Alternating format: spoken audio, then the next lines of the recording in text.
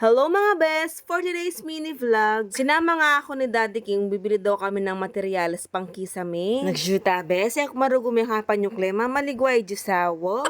Muntik pa nga akong hindi makapagliptit dyan mga best, kakamadali ni Daddy King. Flex ko lang yung namain ko sa ukay ni Ma'am Mary Ann de Guzman. Ang dami ko na namain sa mga ukay ni Ma'am Mary Ann, yung iba nga brand new pa at branded. Nandito na nga kami sa hardware mga best, dito lang yan sa kanto ng Palkarangan. Dito nga laging bumibili ng mga materyales sila Daddy King dahil mura daw dito. Kasama nga pala namin dyan si Baby Arya mga best. Magaling magbantay sa mga umaalis yan mga best. Shoota best, akin na kang mamalit-malan yan, tutukin balo ng balong mama ko kami. Kumain kaya? Hindi. Bao? Hindi mo na ibaw dito sa dyan eh. Bao eh. Tayo kayo eh. Hindi. Di ba tumahi ka na kanina? Ba't tumahi ka na naman? Ano? Baho no, baho. Hindi. Hindi, ang baho ng tayo mo.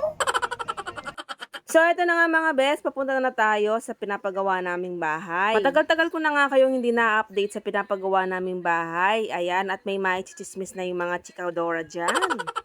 Nandito nga kami sa kanto papunta dun sa bahay namin mga best at ang hirap pumasok dito, napakakipot ng kanto dito. Tagal din bago na ipasok ni Daddy King si Ranger dahil medyo may kalaparan si Ranger. Kaya sana nga ma-actionan na yung kanto dito dahil ang hirap talagang pumasok at lumabas dito. O eto na nga mga best, nandito na tayo sa pinapagawa naming bahay. Meron na nga pala siyang pinto at mga bintana mga best. Tuwang-tuwa nga dyan si Daddy King mga best dahil konting kembot na lang yung matatapos na yung pinapagawa naming bahay. Mag-uumpisa na nga sila manginsamin yan mga best at pagkatapos ng kita may mga bes ay magpapatiles na kami. Nakakuha din sa pakonti-konti at matatapos din to. Ang ganda nga ng tanawin dito sa harap ng bahay mga bes. Tanaw na tanaw mo talaga yung mga bundok. Pauwi na sana kami mga bes kaso naisip ko wala pala kaming ulam. Oras na rin kasi mga bes hindi na kami nakapamalengke at nakapagluto kaya dumaretso na kami dito sa Chicks Kainan. Lunchtime na nga mga bes kaya pagdating namin dito ay ang daming kumakain. Style karinderya nga pala siya mga bes at napaka-affordable na mga meals nila dito. Mga lutong bahay yung mga sineserve nila dito mga bes at napakasarap mga bes, kala mo lutong matwa. Oren Kapampangan, kapag sinabi mong lutong matwa, it means manyaman talaga yung pamangan. Nakshuta bes, may nakit kong putok-batok, pinigil ko talaga yung sarili ko.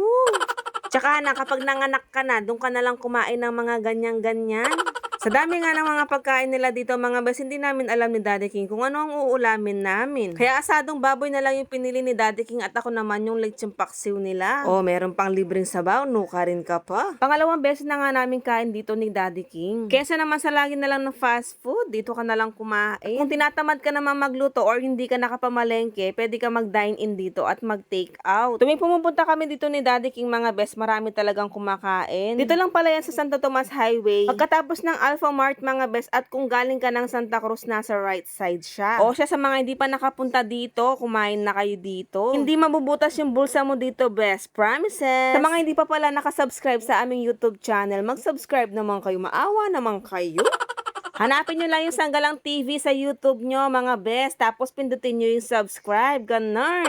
Pag-uwi nga namin ng bahay, mga best, in-unboxing ko kagad yung binili ko sa Lazada. Pinag-order ko nga ng personalized spoon and fork si Ate Yasi at meron pang kasamang chopsticks. 113 nga lang pala ang nabili ko dyan. O, diba? Napakamura. Pagkahapon nga, ay dumating naman yung in-order kong tissue holder para sa aming sasakyan. Crab nga pala yung napili kong design, mga best, at nasa 200 pesos lang yan. Wala pa nga akong tissue dyan, mga best, kaya naghingi muna ako sa kapatid ko para ma-testing ko na. At in fairness naman, mga best, maganda naman siya at saktong-sakto lang yung tissue. Nakshuta, kasaya mo, Neda. At eto na nga mga best, meron pa nga isang parcel. Nag-order din ako ng neck pillow para sa sasakyan namin. Ang ganda nga ng quality mga best, nasa 100 plus lang yung dalawang yan, tapos naka-leather pa. Yun lang, salamat!